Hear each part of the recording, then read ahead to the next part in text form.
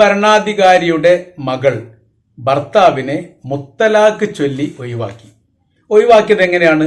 Social media ഉപയോഗിച്ച് ട്വിറ്ററോ ഇൻസ്റ്റാഗ്രാമോ ഉപയോഗിച്ചിട്ടാണ് 3 പ്രാവശ്യം തലാഖ് ചൊല്ലിയതായിട്ട് ട്വിറ്ററിൽ ഇംഗ്ലീഷിൽ പോസ്റ്റ് ചെയ്തത്.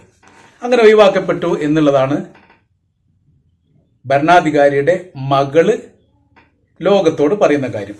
ഇത് കേട്ട പാതി കേൾക്കാത്ത പാതി സംഘങ്ങൾ ഉറഞ്ഞു തുള്ളി. ഇങ്ങനെ നടന്നിരിക്കുന്നു, ഇത്തരം നടപടികളൊക്കെ കേരളത്തിൽ നടപ്പിലാക്കണമല്ല, കേരളത്തിലെ സ്ത്രീകൾക്ക് അത് അറിയില്ല എന്ന തരത്തിലൊക്കെ.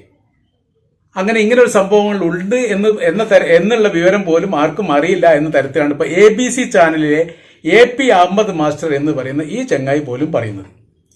ഇവ പറയുന്ന കാര്യങ്ങൾ ഇങ്ങനെയാണ്. എനിക്ക് ഭയങ്കര സന്തോഷം തോന്നുന്നു വാർത്ത കേട്ടപ്പോൾ. ഒന്നാമത്തെ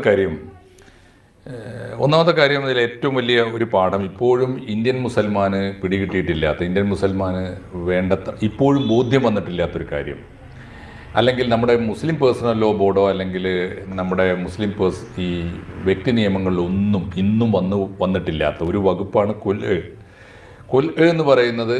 തലാഖല്ല, തലാഖിൻ്റെ ഫീമെയിൽ വെർഷനാണ്. സ്ത്രീകൾ ചെയ്യുന്ന കുല അല്ലേ? കൊൽ എന്ന് പറയുന്നതിൻ്റെ അറബി വാക്കാണ് ഈ ഇംഗ്ലീഷിൽ പരിഷ്കരിച്ച് എഴുതി വരുമ്പോൾ എന്ന് വരുന്നത്, കുല എന്ന് ചുരുക്കി വായിക്കുന്നത്. അതായത് പുരുഷൻ എങ്ങനെ ഒരു സ്ത്രീയെ വേണ്ട എന്ന് തോന്നുമ്പോൾ വളരെ ക്ഷണികമായിട്ട് മൊഴി ചൊല്ലി, അതിനാണ് നമ്മൾ മൊഴി ചൊല്ലുക എന്ന് പറയും. മൊഴി ചൊല്ലൽ ഈ പറഞ്ഞ സാറ് പറഞ്ഞ പോലെ ഇതിനും മൊഴി ചൊല്ലൽ എന്ന് പറയാം. മൊഴി രണ്ടുപേർ തമ്മിലുള്ള മൊഴിയാണ്, ഒരു വാക്കാണ്, രണ്ടുപേർ തമ്മിലുള്ള വാക്കാണ്, ഒരുമിച്ച് ജീവിച്ചു കൊള്ളാം.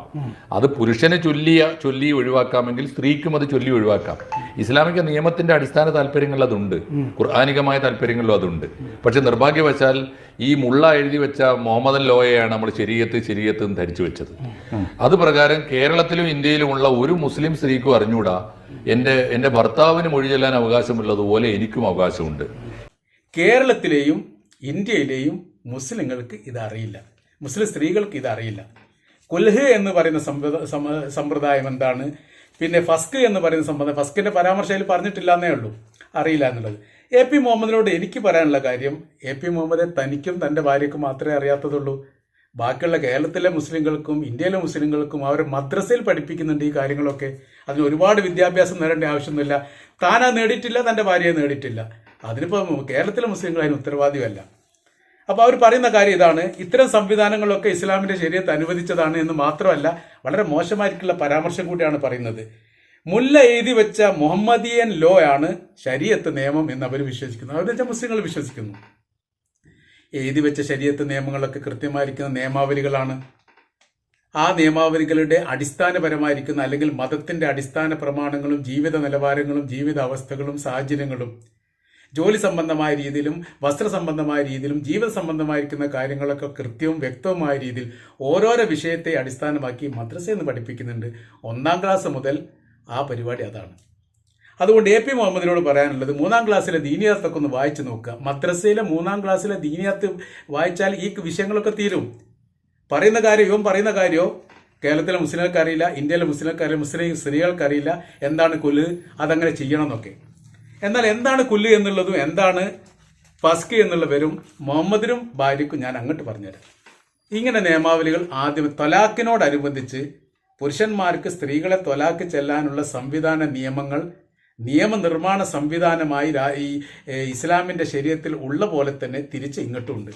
പക്ഷെ വളരെ കുറവായിട്ടാണ് ആ കാര്യങ്ങൾ സ്ത്രീകൾ ഉപയോഗിക്കാറുള്ളത്, അല്ലെങ്കിൽ അങ്ങനെ ഉപയോഗിക്കണമെന്ന് സ്ത്രീകളോട് പറയാറുള്ളത്. അത് ഒരു വക്കീലിനെ ചെന്ന് കണ്ടാൽ പോലും വക്കീലും പറയില്ല എന്ത്, സ്ത്രീയോട് ഭർത്താവിനെ ഒഴിവാക്കണം. അയാളുടെ വിഷയം എന്ന് പറയുന്നത്, അത്തരം ഒഴിവാക്കൽ ഉണ്ടായിക്കഴിഞ്ഞാൽ മഹർ എന്ന് പറയുന്ന ഒരു സംവിധാനമുണ്ട്. ആ മഹറിന് ആ സ്ത്രീ അവകാശമല്ല എന്നൊരു നിയമം നിലനിൽക്കുന്നു. അത് AP മുഹമ്മദിന് അറിയില്ല, ABC ചാനലിന് അറിയില്ല. ABC ചാനൽ പിന്നെ അറിയേണ്ട ആവശ്യമൊന്നുമില്ല. അവർക്ക് എങ്ങനെ ഇസ്ലാമിനെ എതിർക്കാൻ എന്തെങ്കിലും പൈതുകൾ കിട്ടുമോ, വിമർശിക്കാൻ എന്തെങ്കിലും അവസരങ്ങൾ കിട്ടുമോ, അത് നോക്കി നടക്കുകയാണ്. അത് സംഘപരിവാറുമായിട്ട് ബന്ധപ്പെട്ട എല്ലാ സംവിധാനങ്ങളും അങ്ങനെ തന്നെയാണ്. എന്തുകൊണ്ട് സ്ത്രീകൾ ഇത് ഉപയോഗിക്കുന്നില്ല എന്നതിന് അവർക്ക് മറുപടി ഒന്നും പറയാനില്ല. അവർക്ക് പെട്ടെന്ന് പറയാൻ പറ്റും, അവർക്ക് മുസ്ലിങ്ങൾക്ക് ഇതേക്കുറിച്ച്, മുസ്ലിം സ്ത്രീകൾക്ക് ഇതേക്കുറിച്ചൊന്നും അറിയില്ല, പെട്ടെന്ന് അവസാനിച്ചു.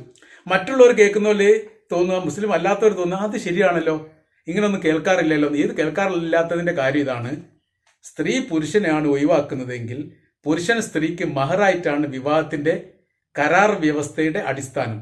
ആ മഹറിന് ആ സ്ത്രീ അവകാശമല്ല. 1 പവനോ 2 പവനോ സ്വർണ്ണമായിട്ടാണ് കൊടുക്കുമെങ്കിൽ ആ സ്വർണം അങ്ങനെ തന്നെ ഭർത്താവിന് ഇങ്ങോട്ട് എന്ത് ചെയ്യണം, തിരിച്ചു കൊടുക്കണം. അവകാശമല്ല എന്നൊരു സ്ത്രീ വരും. അത് സ്ത്രീ പുരുഷനാണ് ഒഴിവാക്കുന്നത് എങ്കിൽ. ഈ ഒരു നിയമം നിലനിൽക്കുന്നത് കൊണ്ടാണ് എന്ത് ചെയ്യാത്തത്, സ്ത്രീ പുരുഷനെ ഒഴിവാക്കുന്ന ഒരു സംവിധാനം നമ്മൾ പരമാവധി മേഖലയിലൊന്നും കാണാത്തതിന്റെ കാരണം AP അഹമ്മദെ, ഇതാണ് അതിന്റെ കാരണം. അതല്ലാത്ത രീതിയിൽ അറിയാത്തത് കൊണ്ടല്ല, ഇതാർക്കും മനസ്സിലാക്കാത്തത് കൊണ്ടല്ല. ഞാൻ പറഞ്ഞല്ലോ, 3-ാം ക്ലാസ്സിലെ ദീനിയാത്ത്, 4-ാം ക്ലാസ്സിലെ ദീനിയാത്തിലും ഈ കാര്യമൊക്കെ കൃത്യമായ രീതിയിൽ ഓരോരോ കാര്യം വളരെ വ്യക്തമായ രീതിയിൽ മദ്രസയിൽ പറയുന്നുണ്ട്. അപ്പൊ ആരോടെങ്കിലും വിവരക്കേട് കുത്തിരുന്ന് വിളമ്പുന്ന സമയത്ത് കേരളത്തിലെ മുസ്ലിം സ്ത്രീകൾക്ക് അത് അറിയില്ല എന്നും ഇന്ത്യയിലെ മുസ്ലിം സ്ത്രീകൾക്ക് അത് അറിയില്ല എന്നും വിവരക്കേട് പറയരുതേ. പറയേണ്ട കാര്യം ഇതാണ്. ഇനി എത്ര ഒരു ചാൻസ് ഉണ്ടാവുകയാണെങ്കിൽ പറയേണ്ട കാര്യം ഇതാണ്. മഹറിന് അവകാശി സ്ത്രീ അല്ലാതെ വരും, സ്ത്രീ പുരുഷനാണ് ഒഴിവാക്കിയത് എന്നതിനാൽ. അതുകൊണ്ടാണ് ഒഴിവാക്കാത്തത്. അതൊറ്റ കാരണം മാത്രമേ ഉള്ളൂ. അപൂർവകരമായ രീതിയിൽ ഈ മഹറും എനിക്ക് അവകാശമില്ല, എനിക്ക് ആവശ്യമില്ല, അവന്റെ ഒരു സാധനം വേണ്ട എന്ന് പറഞ്ഞിട്ട് ഒരു സ്ത്രീ ഫസ്ക് ചെല്ലുന്നതും കാണാൻ വേണ്ടി പറ്റും. അപൂർവമായ രീതിയിൽ അത് കാണാൻ പറ്റൂ എന്നുള്ളത് മാത്രം. ഇതാണ് അതിന്റെ സ്ഥിതികൾ. ഇനി നമ്മൾ രാജാവിന്റെ മകള് പറയാം.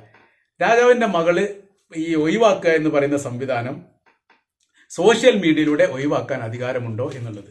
സോഷ്യൽ മീഡിയയിലൂടെ ഒഴിവാക്കുകയാണെങ്കിൽ അത് ഈ പറയപ്പെട്ട ഈ കുല ആവില്ല, അല്ലെങ്കിൽ ഫസ്ക് ആവില്ല. മാത്രമല്ല 3 ഫസ്ക് എന്ന് പറയുന്ന ഒരു സംവിധാനം, അല്ലെങ്കിൽ കുൽഹ എന്ന് പറയുന്ന 3 എണ്ണം എന്ന് പറയുന്ന ഒരു സംവിധാനമില്ല. ഞാൻ ഫസ്ക് ചെയ്ത് ഒഴിവാക്കുന്നു എന്നുള്ളത്. തലാഖ് എന്ന് പറയുന്ന 3 സംവിധാനം ഇങ്ങോട്ടാണ്. കുൽഹ എന്ന് പറയുന്ന സംവിധാനം ഒന്നേ ഉള്ളൂ. അത് 3 എണ്ണം എന്ന് എവിടെയും പറഞ്ഞതായിട്ട് കേൾക്കുന്നില്ല. അപ്പൊ അത് മാത്രമല്ല, സോഷ്യൽ മീഡിയയിലൂടെ അല്ല ചെയ്യേണ്ടത്, അത് ബന്ധപ്പെട്ട അധികാരികൾ മുഖാന്തരം, സാക്ഷി മുഖാന്തരം ഹാജരാക്കുന്ന സമയത്ത് മാത്രമേ അത് വരുന്നുള്ളൂ. അതല്ലാത്ത രീതിയിൽ വായി തോന്നുന്ന സമയത്ത് ഇങ്ങനെ വിളിച്ചു പറയുന്ന രീതി, അതായത് AP മുഹമ്മദ് നീ ഇപ്പൊ ചെയ്യുന്ന പോലെ തന്നെ വായി തോന്നുന്ന സമയത്ത് ഇങ്ങനെ വിളിച്ചു പറയുമ്പോൾ അതെന്താവില്ല, അത് ഫസ്കാവുന്നില്ല. അത് കരാർ വ്യവസ്ഥ പ്രകാരം സാക്ഷി മുഖാന്തരം ആ പ്രവൃത്തി ചെയ്യണം. അതൊക്കെ കൃത്യമായ രീതിയിൽ ശരീഅത്ത് നിയമം പറഞ്ഞു. അല്ലാതെ മുല്ല നസറുദ്ദീനോ മുല്ല എഴുതി വെച്ച മുഹമ്മദിയൻ ലോ, അതാണ് ശരീഅത്തായിട്ട് ഇവിടെ പ്രാബല്യത്തിൽ വരുന്നതെന്ന് പറയാൻ ശരീഅത്ത് എന്താണെന്ന് അറിയണം, അതിന്റെ നിയമാവലികൾ അറിയണം, മുല്ല ആരാണെന്ന് അറിയണം, അതുമായി ബന്ധപ്പെട്ട വ്യവസ്ഥകൾ അറിയണം. അതറിയാത്തത് സംഘി കസേരയിൽ കുത്തിരുന്ന്, സംഘി ചാനലിൽ കുത്തിരുന്ന് ഇസ്ലാമിനെ വിമർശിച്ചുകൊണ്ട് ഇങ്ങനെ വിളമ്പുക എന്ന് പറയുന്നത് ഒരു സുഖമുള്ള കാര്യമാണ്. ഇത് ലഹരിയൊക്കെ അടിച്ചിങ്ങായിട്ട് പറയുന്ന പോലെ തന്നെ ഇസ്ലാമിനെ എതിർക്കുന്നവർക്ക് എന്തെങ്കിലും ഒരു അവസരം കിട്ടുന്ന സമയത്ത് അത് പറയാന്ന് പറഞ്ഞാൽ കഞ്ചാവ് വലിച്ചും കൊണ്ട് സംസാരിക്കുന്ന പോലെ ഒരു സുഖം കിട്ടുന്ന പരിപാടിയാണ്. അതാണ് ഇപ്പോൾ AP അഹമ്മദ് ഇപ്പോൾ ചെയ്തത്.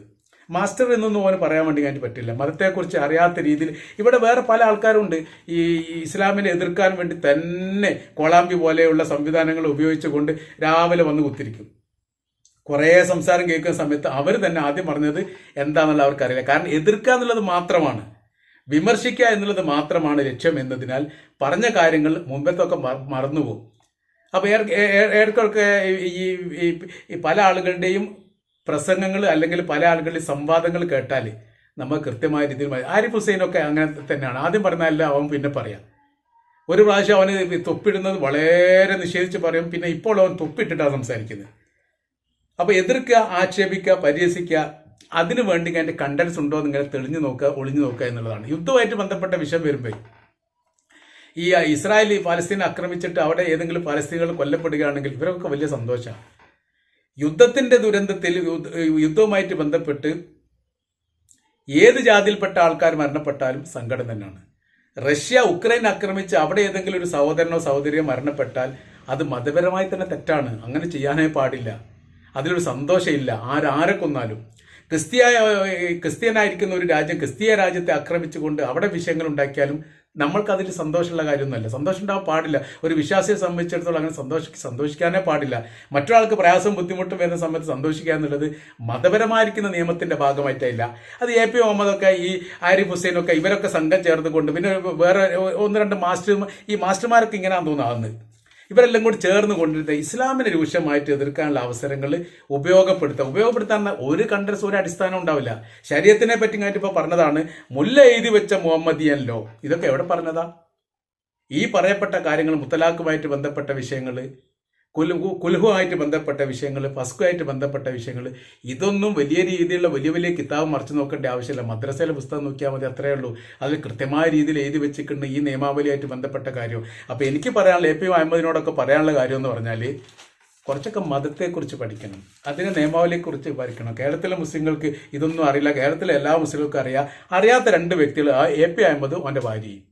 അവരല്ലാത്ത എല്ലാവർക്കും ഇത് അറിയാവുന്നതാണ്. ഇത് ചെയ്യാത്തതിൻ്റെ കാരണം എന്തുകൊണ്ട് ഇത് ചെയ്യുന്നില്ല, അല്ലെങ്കിൽ ഇത്തരം കേസുകൾ സാധാരണഗതിയിൽ വരുന്ന സമയത്ത് സ്ത്രീ എന്തുകൊണ്ട് പുരുഷനെ ഒഴിവാക്കുന്നില്ല എന്നതിൻ്റെ കാര്യം നമ്മൾ മേൽ പറഞ്ഞത്. അതിന് കൃത്യമായ രീതിയിലുള്ള കാരണങ്ങളുണ്ട്. ആ കാരണം ഉപയോഗപ്പെടുത്തിയിട്ടാണ് അത് ചെയ്യാത്തത്.